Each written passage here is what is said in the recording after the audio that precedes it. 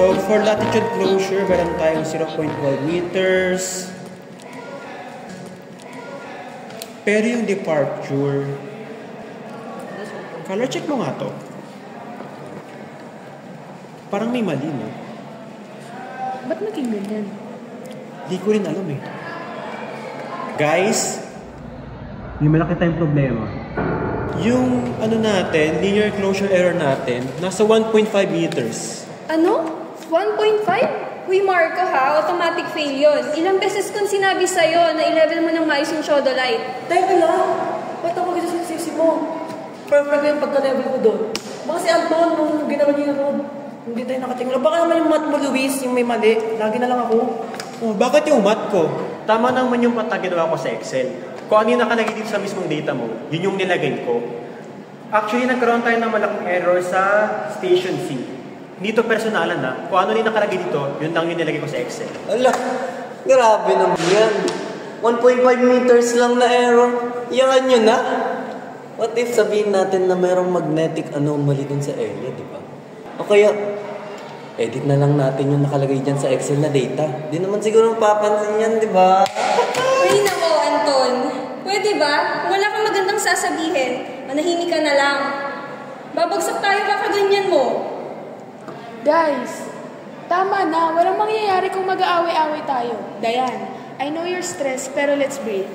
Marco, walang may gusto neto. Aksidente lang yun. We're a team, remember? Sisihan mo ang fix the error.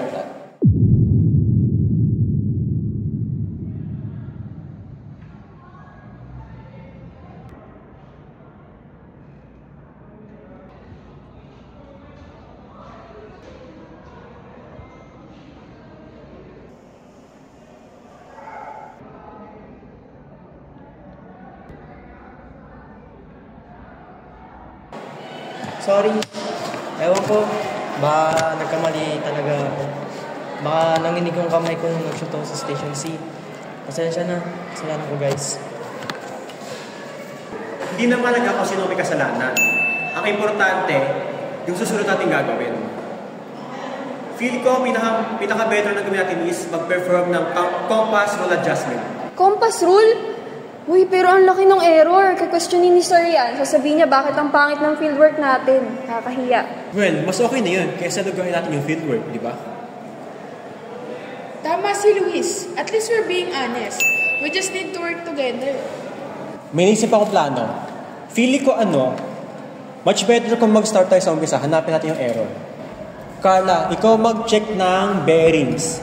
Paki-compute yung mga interior angles kung magtutugma ba talaga sa 180 degrees.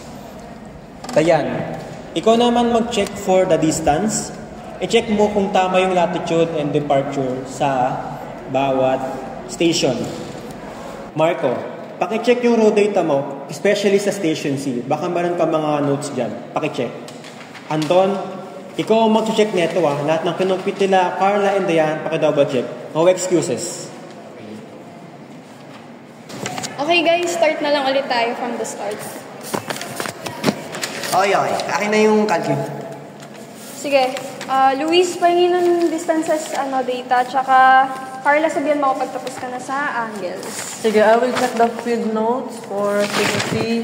Sana may mahanap pa.